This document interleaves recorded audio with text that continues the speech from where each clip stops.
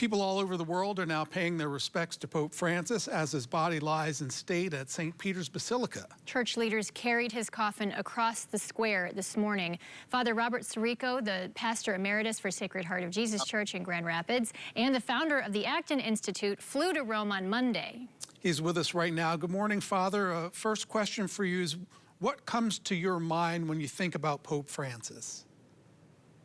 Well, what comes to my mind is a lot of ambiguity. I mean, on the one hand, a magnificently loving, humble man who cared about the poor.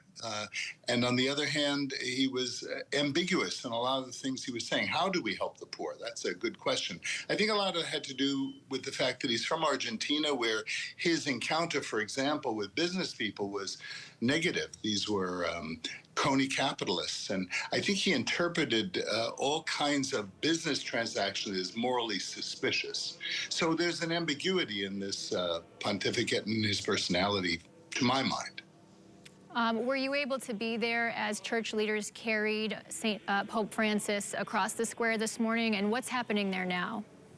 Actually, I was on RAI television doing this kind of commentary, so I watched the whole thing from the RAI. The RAI is the Italian television network. What struck me, I was here when Pope John Paul II died, and I remember distinctly they call it the translation of the body into the basilica. And in many ways, it was similar. In other ways, it was very different, because remember that Francis was housed in the Casa Santa Marta, which is on the opposite side of the piazza, St. Peter's Square. And so they brought the body in from that end. And it wasn't quite as dramatic as the translation of John Paul II. But it was very moving and very opportune that they had just finished the renovation, the restoration of the Basilica for this year, which is a Jubilee year. Every 25 years we have one of these. And so the Basilica looks magnificent in terms of how beautiful the artwork, the Bernini statues, and Michelangelo's design. Take us through what your days will look like while you're over there. Well, there'll be Mass and there'll be prayers. There'll be lots of conversations with colleagues and journalists. I'm doing a lot of media like this. I just got off Sky News, as a matter of fact, and rushed back here to see a friend. But I think there are going to be a series of masses in the coming days, and especially after he is buried, there's a series of meetings called congregations, and these were all the cardinals of the world, both those that are voting in the conclave, which will be about 134 of them, but all, even the older cardinals will come, and they will get to know each other a little more than they do presently. Pope Francis appointed a lot of cardinals from outside of Europe, so these are cardinals from the periphery, and they haven't had a chance to get to know one another.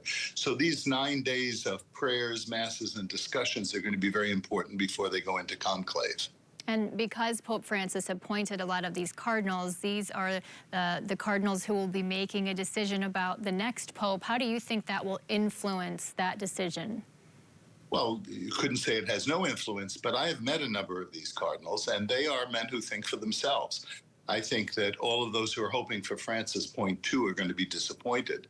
My intuition, and you can have me back in 2 weeks when of a new pope, my intuition is that they're going to choose somebody who's going to want to let the dust settle, because this has been quite an exciting and turbulent pontificate in many ways, very untraditional, uncharacteristic.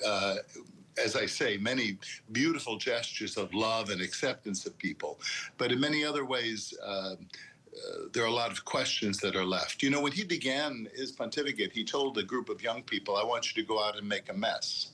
And in a lot of senses, there are messes to be cleaned up. This isn't just in the church, by the way. You know, this is in the world. Look how polarized we are in America as a society. And what I'm hoping is that we have somebody who leads the church who can help calm some of those passions and get us really honestly talking with one another again. Father Sirico, we'll take you up on your offer to check with you once we have a new pope, so we'll see you in a couple weeks. Thank you for your time. God bless.